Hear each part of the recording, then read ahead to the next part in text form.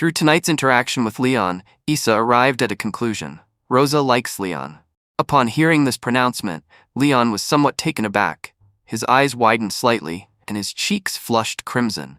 He couldn't help but reminisce about the times Ross Weisse had displayed her bashful side in his presence. He stared blankly ahead, quietly thinking in his heart, Ross Weisse likes me. However, this idea was swiftly dismissed by Leon. No, this is impossible. How could that fierce she possibly like me? He shook his head vehemently, attempting to dislodge the thought that had just taken root. He recalled past instances. Ross Weisse often argued with him directly and even reached out to grasp his attire, eager to quarrel. She regarded him with intense eyes and occasionally uttered derisive remarks from her mouth. This consistently made him feel uneasy. Leon turned his head, casting a doubtful gaze upon Issa. Based on their typical interactions with Ross Weisse and what Ross Weisse had done to him, he felt that her deduction was somewhat unreliable. He believed she was only aware that Ross Weisse was good to her, but was oblivious to her more severe nature. He silently evaluated in his heart, "You don't know your sister very well." Observing Leon standing there, seemingly conflicted by her words, Issa found it rather amusing. She quipped to him with a joking tone, "What's up, are you feeling shy?"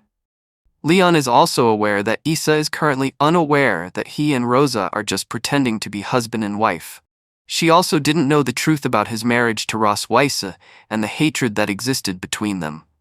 To prevent Issa from suspecting his relationship with Ross Weisse, he could only resort to fabricating further excuses to deceive her. Contemplating the present situation, he closed his eyes and sighed softly. However, in front of her sister, "I still have to pretend to be very in love with Ross Weisse."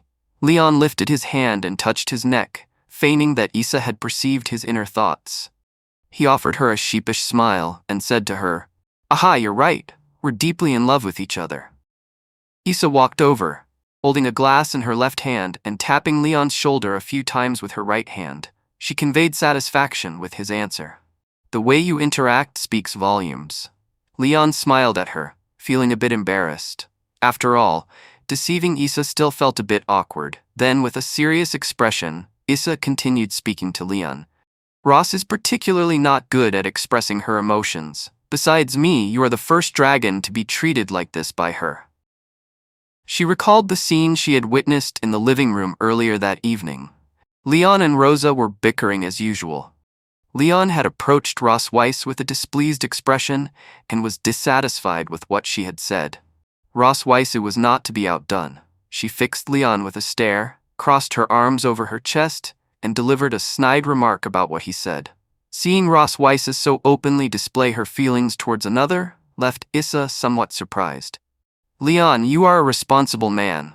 You don't need me to tell you what you're going to do in the future, right?" Issa raised her head, fixing Leon with a threatening glare as a subtle smile played on her lips. The flames were burning fiercely behind her. If she ever found out what Leon had done something excessive to Ross Weisse, she would make sure he paid for it. Leon grew nervous as he watched Issa's figure gradually loom larger before him. He could feel the intense heat of her fury radiating towards him. He closed his eyes, thinking a little scared. "If I say I don't know, she will definitely kill me here." Leon hastily composed himself and formulated the appropriate sentences in his mind. He looked to Issa with a resolute expression and said to her, "Issa, you can trust me with your sister. I couldn't take care of her when she gave birth to her first child. If she had a second child, I will protect my wife and children, no matter what." He showed a very earnest expression and placed one hand on his chest, expressing his thoughts to Issa and making a solemn promise to her. It looks like Leon has made up his mind. Seeing Leon's unwavering determination, Issa slowly withdrew her anger and earlier threats. Her furrowed brow slowly smoothed. She nodded and was quite satisfied with his performance. You better follow through." At this moment, Issa put down the glass in her hand and turned around. She placed her hand on Leon's shoulder and gently steered his body in one direction, hinting that he was going back into the castle. Okay, don't show off, go back quickly, don't keep Ross waiting." Leon looked at Issa behind him in surprise, momentarily speechless. Before he could react, Issa hurried him off the rooftop. Leon had no choice but to heed Isa's words and depart the rooftop. Noticing that Leon had walked back, Isa finished the remaining red wine in her glass. Just as Leon was about to reach the rooftop entrance, she suddenly recalled one more thing she hadn't told him. She held up her glass and called out to him, "Oh, wait." Upon hearing Isa's voice, Leon halted in his tracks. He turned his head and looked at her with a puzzled expression, asking her, "Is there anything else?" Isa lifted her hand and covered her mouth, revealing a mischievous smile. She said to Leon with a sense of mystery, "Don't be restrained tonight. The room has excellent soundproofing." Upon hearing Isa's words, Leon suddenly froze in place. The words, "excellent soundproofing," suddenly popped into his head. He opened his eyes wide and felt a surge of surprise. In fact, Leon didn't need Isa to say it explicitly to know what she was trying to say to him. Their room layout, special clothes in the wardrobe, various shapes of toys, and bathtub filled with hot water, all of these indicate that Isa wants them to enjoy in their room tonight. At the thought of these small details observed in the room just now, Leon closed his eyes very shyly. His face suddenly turned as red as an apple.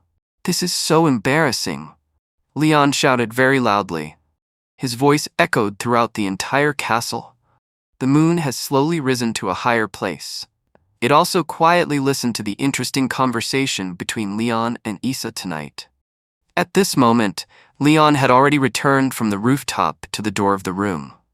He quietly opened the door of the room and looked inside, only to find that the lights had already been turned off. Upon hearing that there was no sound in the room, Leon tiptoed into the room and closed the door. Although the room is relatively dim, he could still see clearly. He poked his head out from behind the wall and looked inside the room. He found that Ross Weiss had already finished taking a shower and was lying in bed to sleep. Leon couldn't believe that Rosa was already lying in bed so early. He silently said in his heart, "Is Ross Weiss already asleep?" He quietly climbed onto the bed with a perplexed expression, wanting to confirm if Ross Weiss had truly fallen asleep. When he saw the closed eyes of Ross Weiss, he slowly relaxed his guard.